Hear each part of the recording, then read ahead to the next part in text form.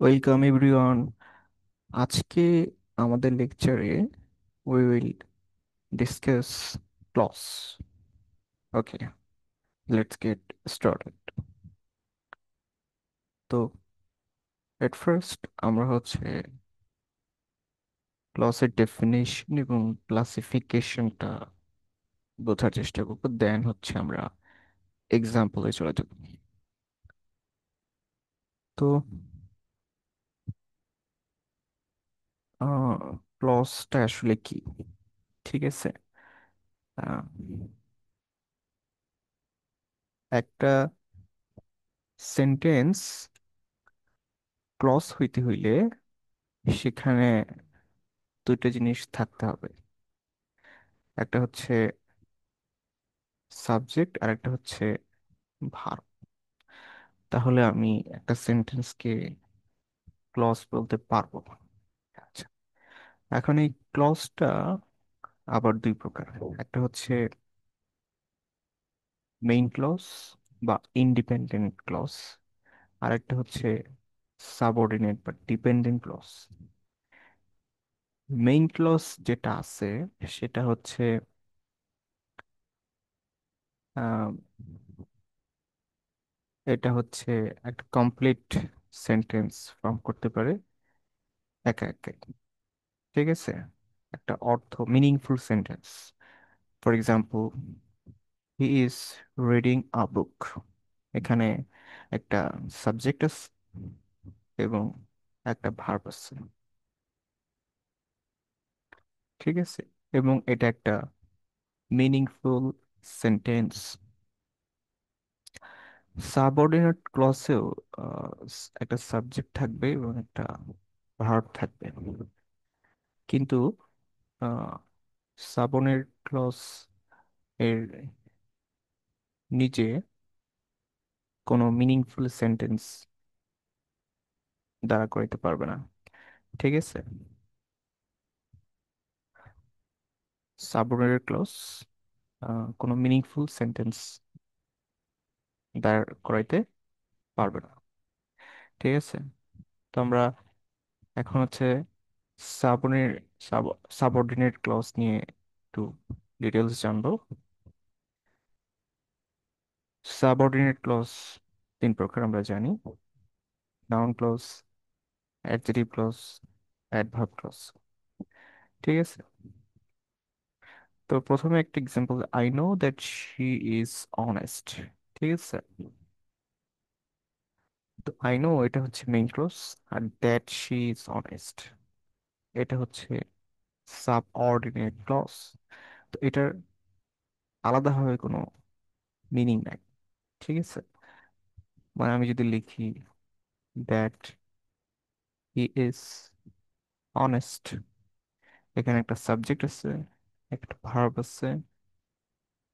ঠিক আছে, কিন্তু এটার কোনো মিনিং নাই। ওকে, সো এটার কোনো মিনিং নাই। সো এটা তখনই মিনিংফুল হবে যখন এটা একটা ডিপেন্ডেন্ট ক্লজ বা মেইন ক্লজের সাথে থাকবে। আচ্ছা, এরপর আহ, যেটা বলতেছিলাম, classification: noun clause, adjective clause, adverb clause. So সহজ কথায়, নাউন ক্লজ নাউনের কাজ করবে, অ্যাডজেক্টিভ ক্লজ অ্যাডজেক্টিভের কাজ করবে। মানে হচ্ছে এটা নাউন এবং প্রোনাউনকে দুইটা, নাউন এবং প্রোনাউনকে মডিফাই করবে। আর অ্যাডভার্ব ক্লজ কোনগুলা? যেগুলা অ্যাডভার্বের মতো কাজ করে, তার মানে ভার্বকে মডিফাই করবে, অ্যাডজেক্টিভ এবং অ্যাডভার্ব। ঠিক আছে, এদেরকে মডিফাই করবে, তার হচ্ছে অ্যাডভার্ব ক্লজ। ওকে, তো নাউন ক্লোজের এখানে দুইটা এক্সাম্পল দিচ্ছে: I know that she is honest, what you said is true. তো নাউন ক্লোজ নাউনের মতো কাজ করে। এখানে একটা আমাকে ট্রিক্স শেখাচ্ছি আর কি। হ্যাঁ, সেটা হচ্ছে, নাউন ক্লোজ সহজ কথা একটা নাউন। ঠিক আছে, এটা একটা নাউনের মতো কাজ করে, অ্যাক্টস লাইক এ নাউন। তো নাউনকে আবার, হ্যাঁ, প্রোনাউন দিয়ে রিপ্লেস করা যায়। ঠিক আছে, আমরা একটা প্রোনাউন নিব, সেটা হচ্ছে ইট। ঠিক আছে, নাউনকে প্রোনাউন ইট দিয়ে রিপ্লেস করা যায়। ওকে, তাহলে আমি যদি কোনো একটা সাবঅর্ডিনেট ক্লজকে ইট দিয়ে রিপ্লেস করতে পারি, তাহলে সেটা হবে নাউন ক্লজ। যেমন আমি যদি এখানে বলি দ্যাট হি অনেস্টকে রিপ্লেস করি কি দিয়ে, ইট দিয়ে, তাহলে কি আসতেছে, আই নো ইট। এবং এটা একটা মিনিংফুল সেন্টেন্স। আবার হোয়াট ইউ সেড কে আমরা ইট দিয়ে রিপ্লেস করব, it is true, it is true. তাহলে ইট দিয়ে রিপ্লেস করলে কি হচ্ছে, লজিক কিন্তু ঠিক থাকতেছে।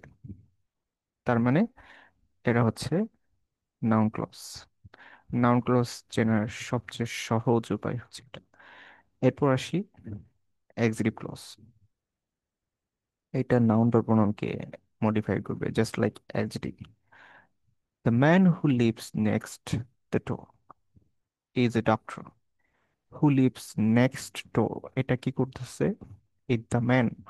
হ্যাঁ, দ্য ম্যান, এটা হচ্ছে নাউন, এটাকে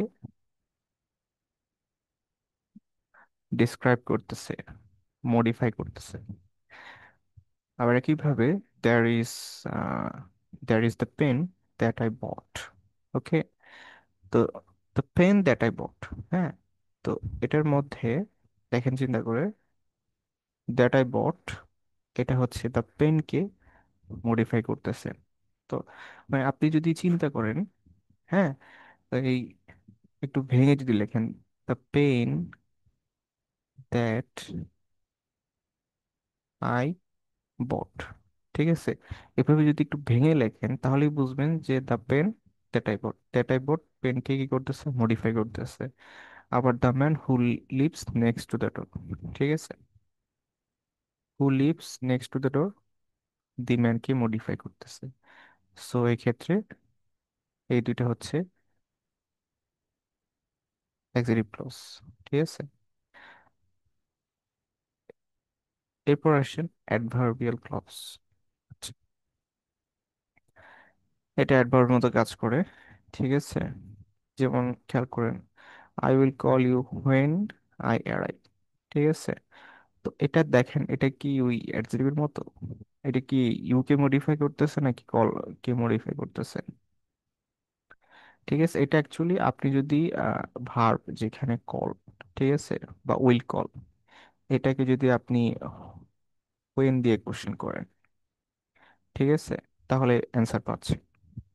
ওকে, তার মানে এটা বলতে পারেন যে অ্যাডভার্বিয়াল ক্লজ মানে অ্যাডভার্বের মতো কাজ করতেছে, যেটা হচ্ছে কলটাকে, মানে কল সম্পর্কে ধারণা দিচ্ছে, যে when, I will call when, when I arrive. Okay, মানে এটা ভার্বের সাথে সম্পর্ক। I left early because he was tired. Okay, তো এ লেফট এটা হচ্ছে ভার্ব। ওকে, তো আপনি এই লেফটটাকে হচ্ছে ওয়াই দিয়ে কোশ্চেন করেন, তাহলে থেকে অ্যান্সার করবেন because he was tired. Okay, তো বিকজ হি ওয়াজ টায়ার্ড এখানে হচ্ছে লেফটটাকে মডিফাই করতেছে, ভার্বকে মডিফাই করতেছে, ভার্বকে হোয়াই দিয়ে কোশ্চেন করলে অ্যান্সার পাচ্ছে। হ্যাঁ, তো এইভাবে যে ভার্বকে হোয়েন, হোয়াই, এক্সেট্রা দিয়ে যদি কোশ্চেন করেন এবং যদি অ্যান্সার পান, তার মানে হচ্ছে সেখানে রেসপেক্টিভ ভার্বটাকে মডিফাই করা হচ্ছে, অ্যাডভার্বের মতো কাজ করতেছে, সো অ্যাডভার্বিয়াল ক্লজ। এটি হচ্ছে সংক্ষেপে এই তিন প্রকার সাবঅর্ডিনেট ক্লজ নিয়ে ডিসকাশন। আমরা আমাদের নেক্সট স্লাইডে হচ্ছে এক্সাম্পল